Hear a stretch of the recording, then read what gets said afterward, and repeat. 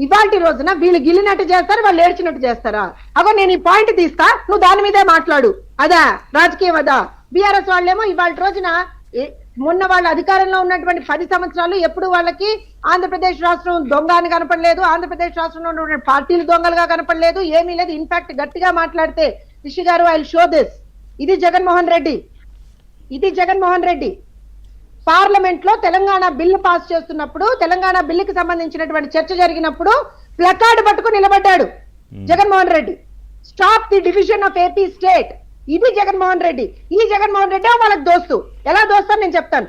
ఇవాళ రోజున ఇది వీళ్ళు చేస్తే తప్పలేదు రిషి గారు. KCR and Jaganmohan Reddy, they SIT and talk and focus on river linking. That is not wrong, right? That is absolutely not wrong.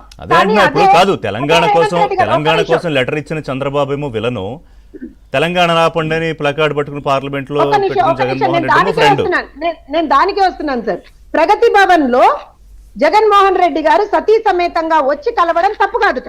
నేను కలవాలనే చెప్తాను. ఇరు రాష్ట్ర ముఖ్యమంత్రులు ఖచ్చితంగా మాట్లాడుకోవాలి, ఖచ్చితంగా కలవాలి, ఖచ్చితంగా దానికి సంబంధించినటువంటి డెలిబరేషన్స్ అనేటువంటి జరగాలి, నెగోసియేషన్స్ జరగాలి.